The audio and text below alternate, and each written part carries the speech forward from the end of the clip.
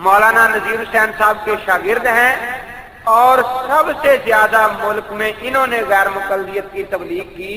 एक रसाला जारी किया इशाअत तौहीद व सुन्ना, इशाअत सुन्ना, वो तकरीबन 24 साल तक चलता रहा।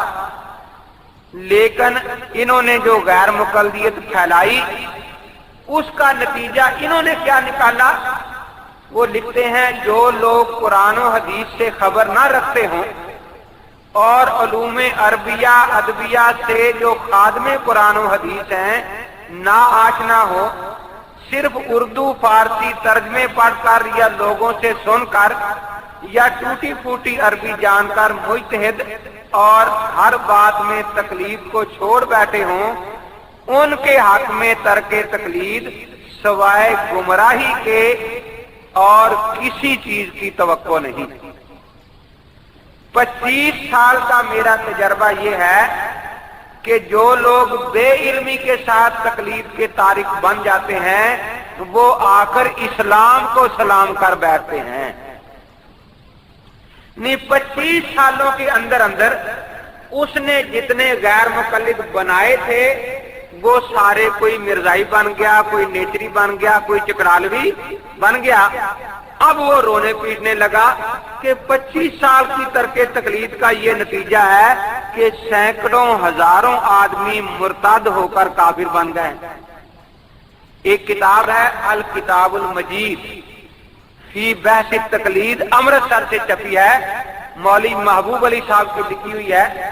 उसके सफा 22 के हाशिए पर लिखा हुआ है कि अमृतसर और उसके गिरदो नवा में जितने ईसाई आबाद हैं ये सब पहले अहले हदीस थे, ईसाई। ये छपी ही किताब है। तो मकसद ये है, वो फरमाते हैं उनमें से बाद ईसाई हो जाते हैं, बाद ला मजहब जो किसी तीनों मजहब के पाबंद नहीं रहते। ला मजहब कह रहा है किसी दीन मजहब के पाबंद नहीं, जैसे मौदूदी ला मजहब है, डॉक्टर इसरार ला मजहब है, कैप्टन उस्मानी ला मजहब था।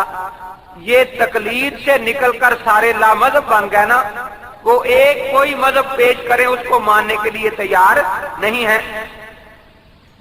और अहकाम इस्लाम से फिस्क और इस आजादी का पहला नतीजा है इन फासकों से बाद खुल्म खुल्ला जुमा जमात नमाज रोजा छोड़ बैठते हैं, सूद शराब से परहेज नहीं करते और बाद जो किसी मसलते दुनियावी से फिस्के जारी से बचते हैं वो फिस्के मख्फी में सरगर्म रहते हैं।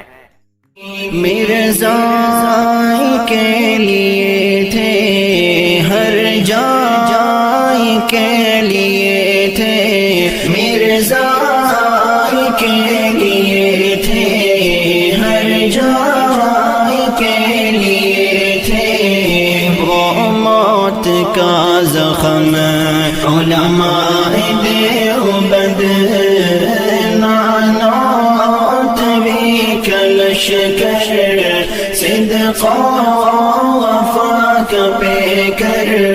उलमाए देवबंद